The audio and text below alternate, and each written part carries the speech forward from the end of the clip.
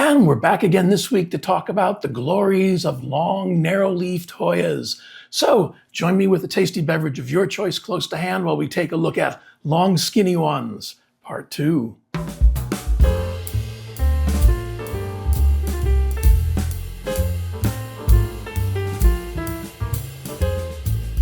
And before we get underway, I'm happy to take this opportunity to send out a special thanks to Thea McGee, to Stephanie, and to Plant Therapy 1860, my good friend Mona, and you should check out her YouTube channel, for sending me coffees this past week, and for Charitas 4347, who sent me a super thanks.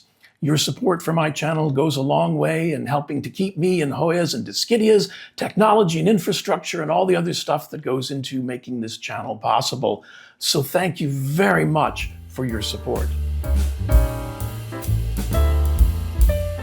And the first plant up today, we looked at just a few weeks ago because it was having a birthday, but it fits the brief, so this is Hoya acicularis.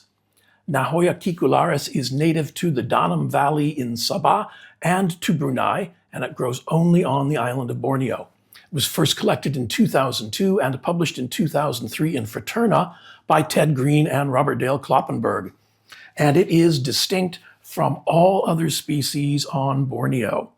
And the name acicularis comes from the Latin acicul, which means needle-like. And those leaves absolutely are needle-like.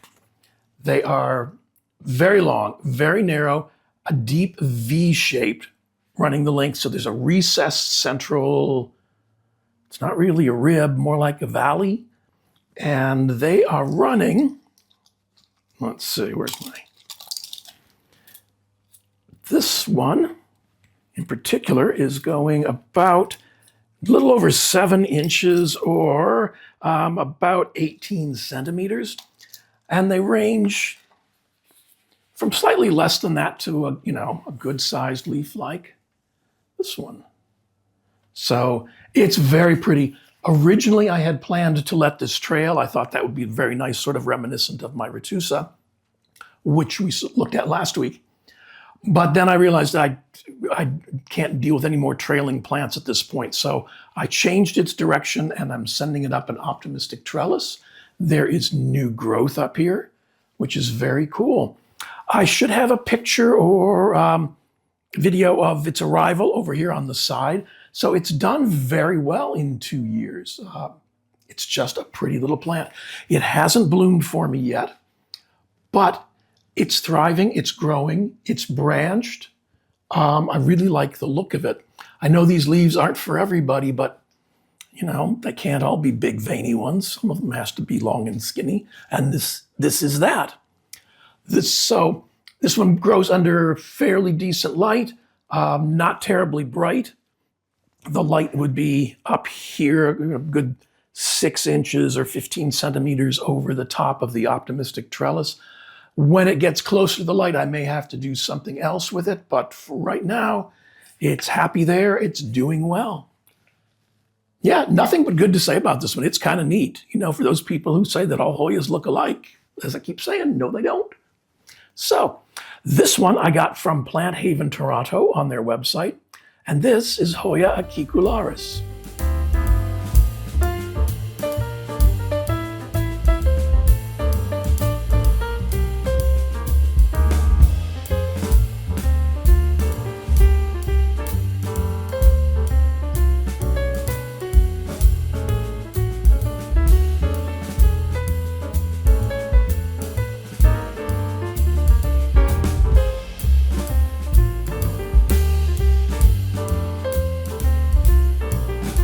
And next up, and you're thinking, you just showed us that. No, I didn't. Is my Hoya stenophylla. Now, stenophylla is from New Guinea. It was first published in 1913 in the Botanische Jahrbucher für Systematik, Pflanzengeschichte und Pflanzengeographie by Friedrich Richard Rudolf Schlechter. And the name comes from the Greek stenos, meaning slender, and phylla, meaning leaves. And this too definitely fits the bill.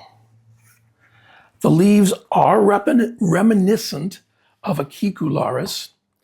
They have that same kind of appearance of a V-shaped, long, narrow leaf. But these leaves aren't even as close. Those were running like 6 and 7 inches, and these are only running about 8 centimeters. They are much more slender, but they have a lot of the same characteristics, which is why I put them one right after the other. But I think this is very, very pretty. It's very delicate looking. The leaves, because I was going to say they're firm, but because they're so narrow, they don't have much resistance, much architecture, but they are very, very pretty, and it's a neat little plant. And again, for folks who say that all Hoya look alike, it's just not true. This one has branched a couple times. It's growing really well. At this point in its life, it's living in that direction. So it's on top of an old dresser, and it's getting fallout light from my southeast facing window, which is over there, and my Sansi clip-on grow lights, which are over there. So it's in between the two light sources. It gets a little bit of very, very early morning sun, and it'll get more through the winter because the sun will be coming in a much lower angle and the leaves will mostly be gone. So it will get some growth there. But it's a very, very pretty plant. If you like something different, and acicularis worked for you, stenophylla might work for you too. It's just a neat little plant. And there aren't too many that actually look this narrow, this skinny. So yeah, I really enjoyed this one. This one I've had for, let's see what the tag says, just about a year, probably a little over a year. And it came from Plants Wake You Up. And this is Hoya stenophylla.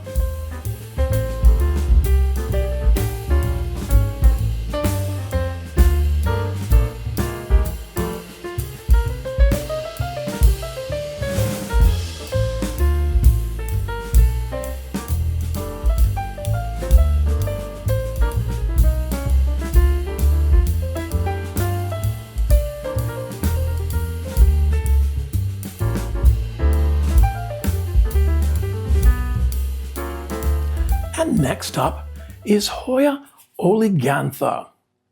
Now, Hoya elegantha is native to New Guinea. It was first published in 1913 in the Botanische Jahrbucher für Systematik, Pflanzengeschichte und Pflanzengeographie by Friedrich Richard Rudolf Schlechter. And this one's been here just about 6 months. In fact, it's still got some packing fluff on it. And I think those leaves are very, very cool. Yeah, I could have brought in my Hoya leucantha as well, but I've shown that one a few times lately, so I figured I'd stick with the elegantha. Yeah, I got into this shaped leaf. I should probably do a video on Hoyas with leaves like this, because I have 1, 2, 3. I could probably do a video about this shape. I should have a picture of this one when it arrived over here on the side, and it has done fairly well. It was a little bit more full, and it was packed well and shipped well. There's no issues with that. Settling it into the new environment and just getting it all set up. Few of the roots, or few of the vines died back. What is that? Got me.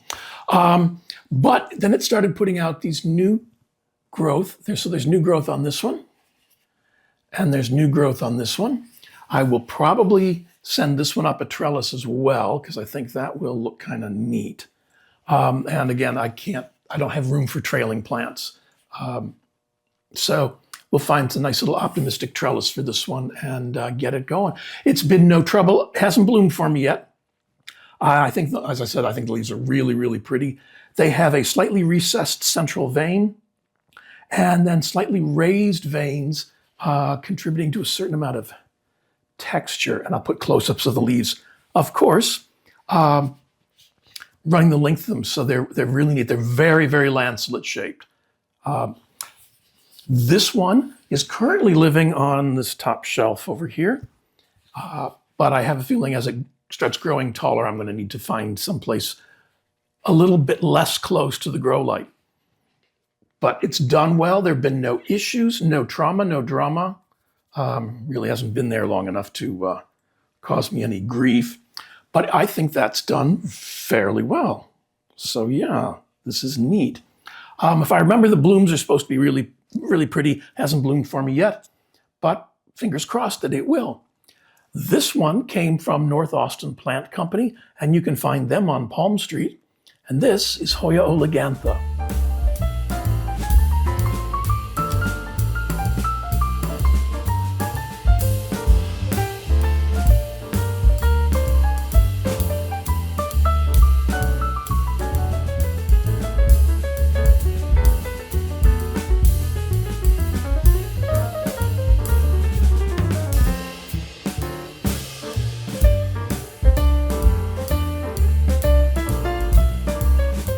And the next Hoya up has become one of my favorites. And I know I say that about all of them because they all are my favorites, but this is Hoya spartioides.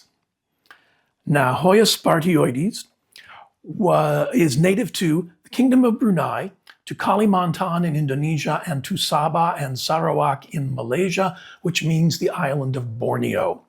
It was collected originally by George Bentham and published in 2001 by Robert Dale Kloppenberg. And that's just cool. There's just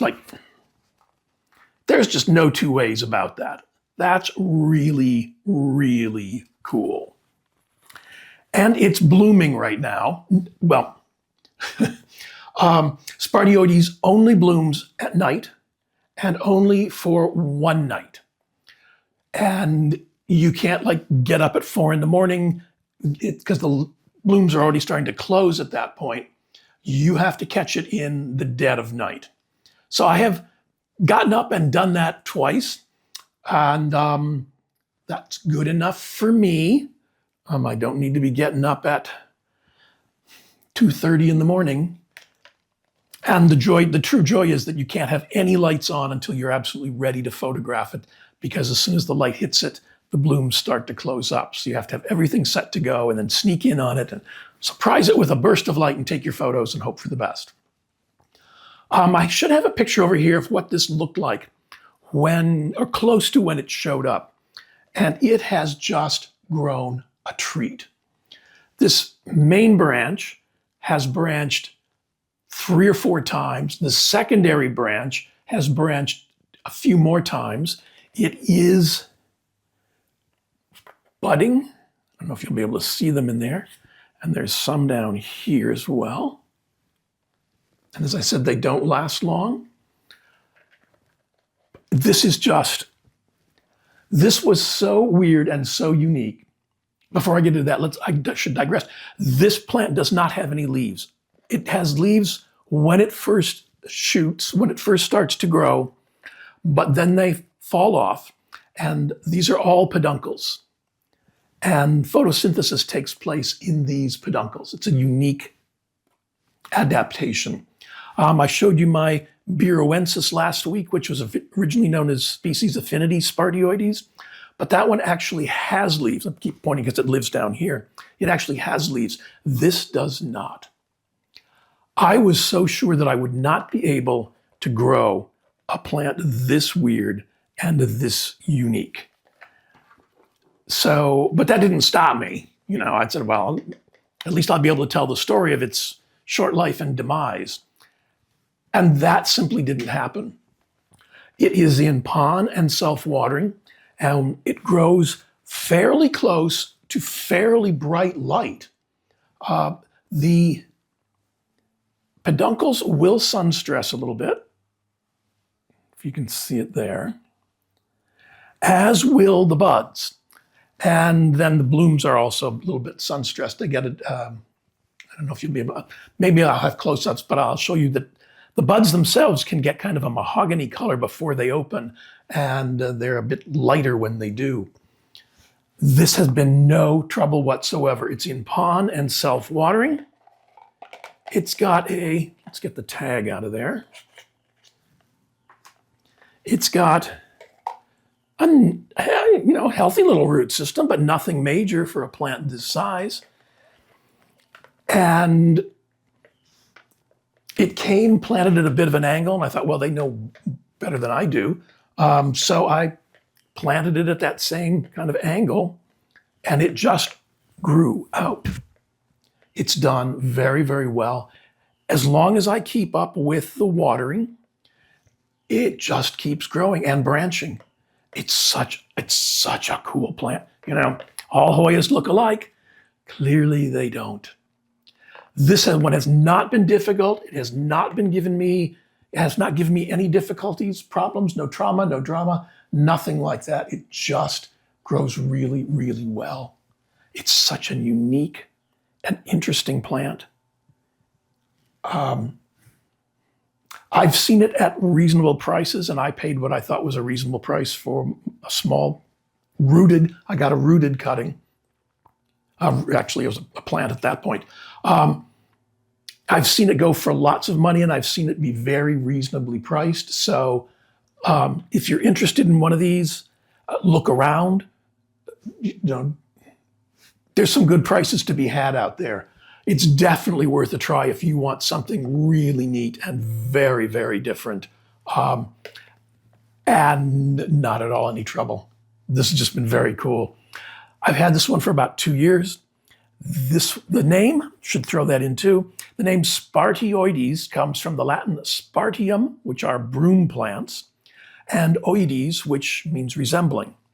I've had this one for about 2 years, as I said, and this one came from Mystery Garden Shop on Etsy, and this is Hoya spartioides.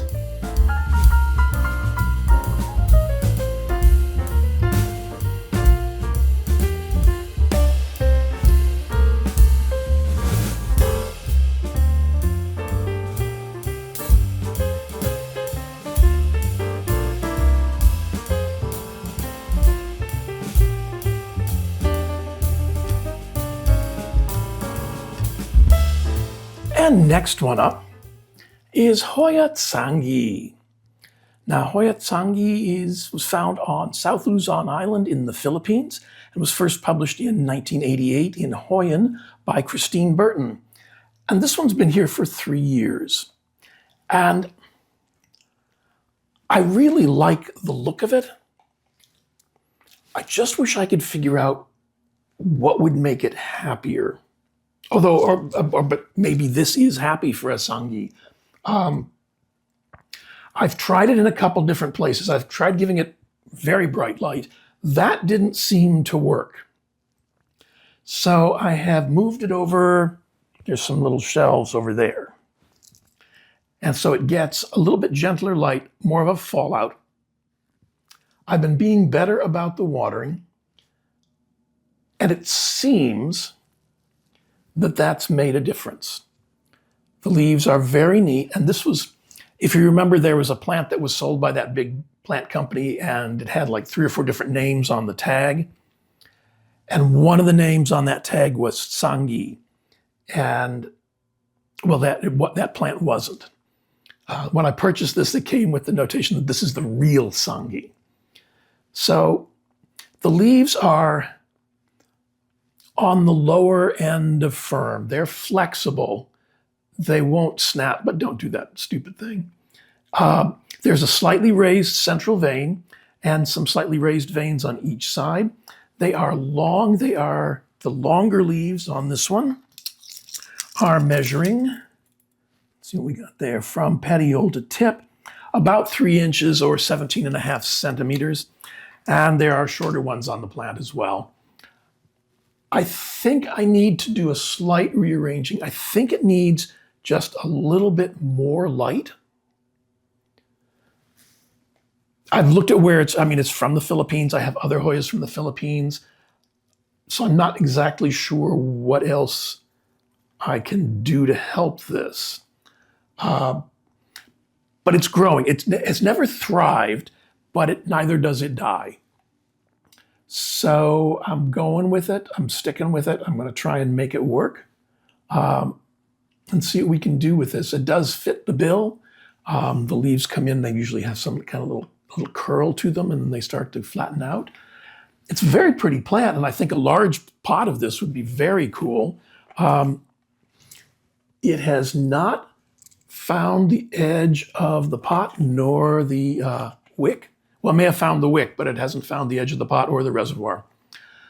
So yeah, we're just hanging out here trying to figure out how we can make each other happy. I know what you can do to make me happy, but what can I do for you? Talk to me. Talk to me. Anyway, it's neat. It fits the brief. This has been here 3 years. This one came from Plants Wake You Up, and this is Hoya Kentiana.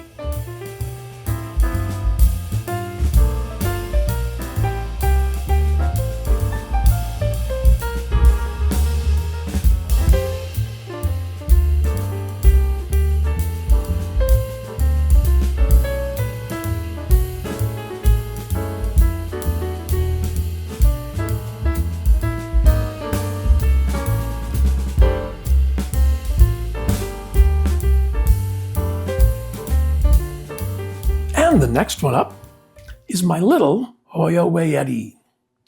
Now, Hoya wayetii is native to the Philippines. It was first published in 1993 in Fraterna, the official bulletin for the International Hoya Association, by Robert Dale Kloppenberg. And this one has been here 4 years. Now, I have another one that has been here much less time, but it came as a huge pot of Hoya wayetii, and I didn't feel like holding that up. This one has done, well, I first had it in bark and sphagnum in a net pot with a cover pot. And it was happy enough. But it wasn't quite the setup that this plant seemed to appreciate. So after a few years of trying that and not being terribly successful with it, I thought, I'm going to put this in self-watering. So I moved it it was in an organic mix. It was well rooted in it. I wasn't going to argue with it. So I moved it into more organic mix, my standard mix, in a self-watering pot. And what's going on in here? It has found the reservoir. And it grows near the corner of my desk, right down here. So it faces that southeast facing window. It gets a very, very few brief minutes of sunshine in the morning because it's probably a meter, 39.37 inches back from that window. But there's fallout from other grow lights in the room, so I think it is enjoying that location. My experience with this is that it wants a really airy mix. So anything peat-based, anything soil-based, I don't think it's going to give you the best results. It likes airy roots. It likes air around its roots. So nothing that's terribly tightly packed. Right now, this is a really loose mix. But it wants... I was going to say access to moisture, but let's put it this way, it wants some humidity around its roots. That's why it's in that organic mix. And it seems to like that. I've heard other people say that they have trouble with wayetii, that the roots rot very quickly. And I think part of it is that it's not what it prefers. So yeah, if you've struggled with this one, then I would suggest, something much more airy, not chunky. I have this discussion a lot that there's a difference between chunky and airy, and some folks will take cocoa peat and add a bunch of bark to it and think that that's an airy mix, and it's not really. An airy mix is like cocoa husk chunks and bark and sphagnum and some pumice. It's much airier. Someone asked in last week's comments about rinsing cocoa husk chunks and because sometimes when they're processed in salt water, and that can be detrimental to a plant if you use it. I have been buying cocoa husk chunks that are labeled for reptile bedding, for animal bedding. So the brand I buy has been rinsed in fresh water and not salt water. So I haven't run into that issue with cocoa husk chunks that have been processed in salt. So yeah, if you're using cocoa husk chunks, you might want to keep your eyes open for stuff that's designed for animals, for reptiles, amphibians, and the like. So yeah, just tossing that out there. This has done really well. I really like this plant. It's very pretty. It's just doing well. It's just a nice little plant. It has bloomed for me, and I should have pictures over here on the side of what the blooms look like. They're neat enough. Yeah, this is just a good plant. This is just fun. It looks neat. It's pretty. The leaves have a nice little kind of dark margin on them. The ones on this plant are running around 3.5, so about 19 centimeters. Yeah, no trauma, no drama, no problems, no difficulties. Easy to find. This one came from Jordan's Jungle in Pawtucket, Rhode Island, and this is Hoya wayetii.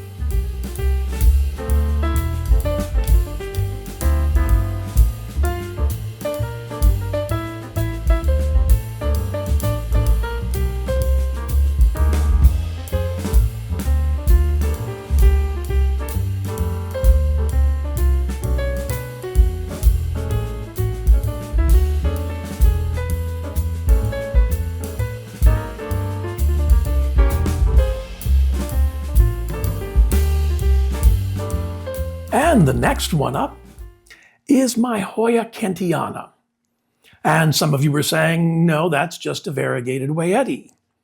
And you might be right. You might not be right. Kentiana and wayetii are distinct plants. Whether or not this one is actually wayetii, I don't know. It came with the tag Kentiana. Now, Kentiana is also native to the Philippines. It was published in 1991 in Hoyan by Christine M. Burton, and this one's been here about 4 years. And I think it's really, really cool. I love the look of it. It has done very well. It came in kind of a peat-based mix, as they often do, and I settled it into an organic mix. So it's fine bark, it's cocoa husk chunks, it's pumice, and it's sphagnum in a self-watering pot. And it grows off to the side, just off to the side of my southeast-facing window. So it gets good bright light from the window, but it also gets some fallout from the grow shelf that is next to it. I don't know if I'm going to be able to get this. So it has found the wick, and it's on its way to the reservoir. Let's see if I can do this without mangling anybody. There we go. And it lives underneath my Hoya multiflora, which is why you may see dribbles of nectar on this, because multiflora is a messy girl. But it's been very, very pretty. What I need to do to make the distinction is I need to have this one bloom, and it has not done so for me. So that's the way you can tell the difference between Kentiana and wayetii. But I'm sticking with the tag that was on it. It's done really well. I think this is just neat. And I don't care if it looks like the other one. I have one that's solid green. I have something that looks like it that's variegated. It's very pretty. Again, no trauma, no drama, no problems. Same kind of growing setup that I used for the wayetii, I used for this one. So it's in that very loose, airy mix in a self-watering pot. I think if you have one in soil-based or cocoa peat-based, it will do, and you've had trouble with it. If you're not having trouble, don't do anything. But if you've been having trouble with it or it doesn't seem to grow terribly fast, then maybe try using an airier mix. I rave about self-watering. Self-watering is the answer to a lot of things. It's not so much about the substrate. Pond and organic both work really well in self-watering. This does, as I said, no issues. It's just grown very, very well. It's very, very pretty. There's a couple leaves that are bordering on being reverted, but not many of them. So it doesn't need a whole lot of light. At one point I had it under much, much brighter light and it just started to look washed out. So yeah, I moved it to somewhat lower light and I think the results are just great. Yeah. I got this about 4 years ago. As I said, a friend of mine, it was my birthday, and a friend said, go out and buy yourself a really nice plant. And I did, and have not regretted it once since. This one also came from Jordan's Jungle in Pawtucket, Rhode Island, and this is Hoya Kentiana.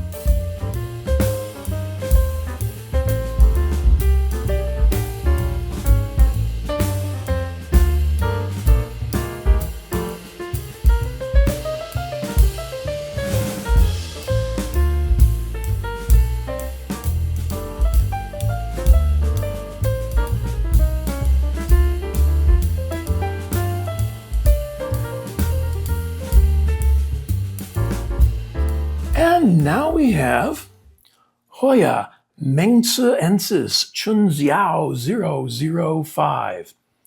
Now, Hoya Kentiana is native to South Yunnan and Guangxi and to Vietnam. It was first published in 1974 in the Acta Phytotaxonomica Sinaica by Ling Xiang and Pingdao Li. Maybe, this is my hypothesis, it is named after the Chinese Confucian philosopher Meng Tzu, who's known as Mencius in the West. It doesn't come from where he came from, but I didn't name it. This one for me is an exercise in not giving up. I should have a picture over here of what it looked like when it first arrived. And it had a nice vine and it was doing well. And then it did not like being moved to pond. And I was left with nothing but this stem right here, and this dead vine and that green stem. And that green stem had green in it. And I figured as long as there was green, there was hope. So I set it aside in decent lighting, in slightly cooler temperatures, and just kept watering it and treating it as if it were a good, thriving plant. And it put out in the intervening year the rest of this. It looked like just a green stick for almost 6 months. But it is doing rather well right now. It has put out this new vine, and there's a little bit of growth on the very tip of it. And I think those leaves are very, very cool. And I'll put close-ups of them over here. They are glossy. They are dark green. They are medium firm, and it's a V-shaped leaf. So slightly recessed central rib, no outside ribs or veins that you can see, but they are very, very pretty. I think I'm going to have to get this one going up a trellis fairly soon. It's currently living on a grow shelf over here, and the grow light is about 24 inches, or let's say 24 would be 62 centimeters over the top of this. So for where it is, it's getting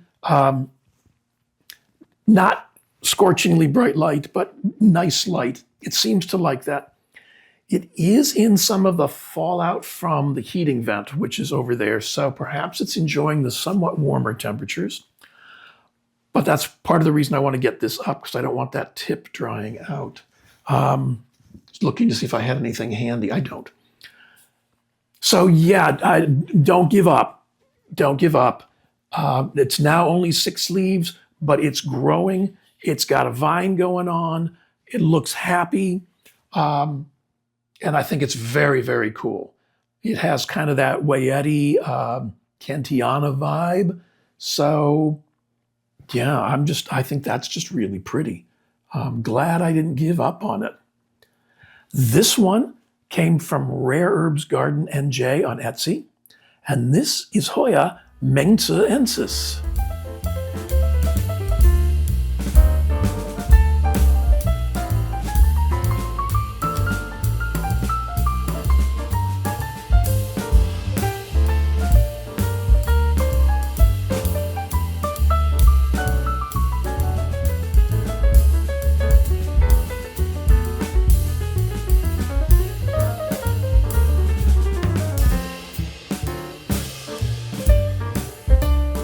And now the question for the comments. First of all, thank you to everyone who took the time to respond to last week's question about whether you liked big veiny ones or long skinny ones.